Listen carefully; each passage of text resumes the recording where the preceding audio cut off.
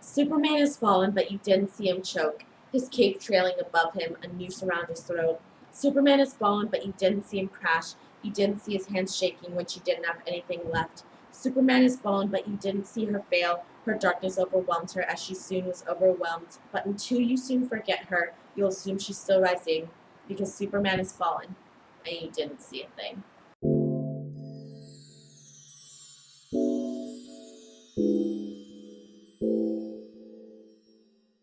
Salutations, friends. My name is Brianna Bond, also known as No Ordinary Scholar, and this piece is about, if not directed at, a lot of the people I interacted with in my high school years. I don't know how it happened. I went from being bullied to being highly respected in my community, and it got to the point where a lot of people saw me as perfect, but it put a lot of pressure on me, and not in the way that people think.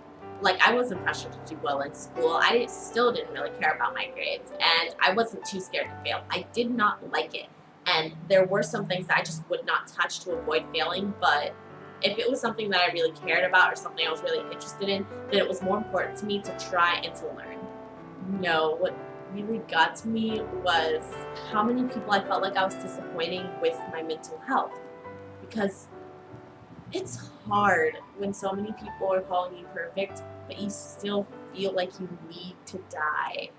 And I still feel that sometimes, because so many people are saying, oh, you're going to be successful, you're going to be president, you're going to rule the world. But I really just don't feel like I could get there, because the thing I'm passionate about is writing and writing books, and there's almost no one in my life that just loves reading. So I don't have much support to help me get to a point where I can impact a community with my work, which they love. And I'm not going to be president or CEO of anything, because the only reason I'm alive today is due to the fact that I dropped out of college almost a year ago, because honestly things just didn't get better, and school said there was nothing they could do to help me. And while I stand by my decision for the sake of my safety, I still feel like I've disappointed a lot of people, because it's actually to the point where I have 2 Instagram accounts. Firestorm2343, which is associated with my writing, and Bebon2343, which is associated with like high school people I used to know. And I rarely look at that second account, because it's really hard to look at all of these people that you're so proud of and that may have looked up to you at one point and feel like you've let them down. And I know that people only put the highlight reel on those types of sites, but I just don't feel like I have one of those to put out there. Then you get to the people who are saying, oh, I wish I was you. I wish I could do the things you do. But they just don't know what is driving me. Like, do you really want to be this A soon? Because I can't talk to people. So I didn't really have friends, and I didn't have anyone to distract me from work. Do you really want to run my 6-minute mile? Because I spend 6 minutes running from the voices in my head telling me to jump. Do you really want to have my thick skin? Because there's nothing a bully can say to me that's worse than what my family has said. And I can withstand a lot of physical damage, because my mental issues manifest in a lot of physical pains that have actually caused me to black out before. I feel this disappointment because I cannot be successful in a traditional way, because they tell me not to die, but all the paths to get to those places will kill me. And if you're thinking, well, when they saw all the problems this was causing you, why didn't they back off? Why didn't they take the pressure off?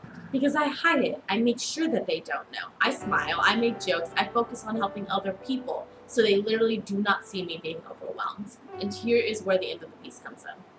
The idea behind that is I could go off to college in a faraway place, kill myself, and those people would never lose their hero. As tragic as this all seems, the real issue is, if I could ever hide it, that means that there's Lord knows how many other people hiding or even feeling and showing these same things. And thinking about solutions, my mind immediately goes to, if you notice someone. But the problem is, a lot of people aren't comfortable being open about these types of things. We need to be in a place as a society where talking about these things can happen out in the open. From there, we can work on helping people with the struggles they actually need to focus on, because not everyone needs to worry about grades first. Remember, GPA won't matter if you don't end up waking up the next morning. So don't always check on my homework. Check to see how long it took me to get out of bed today. Check to see if I cried in between all of my classes, something I used to do daily in high school. That's something you should help me with. How, you ask? If I haven't cried as much, give me a hug and some fries. Ask me about what's making me cry. Family, friends. Did I just feel this overwhelming need to cry and actually be there for me? If I didn't cry as much, or if I cried more, still give me a hug and some fries. Ask me about what's making me cry. And let me say, if you really cannot handle these kinds of conversations, then be honest with yourself and the person you want to help, because convincing someone to trust you and then bailing can cause a lot of damage. It's okay to not be comfortable with this position. Just know your limits and don't ask too many questions when you see fewer heroes roaming the skies.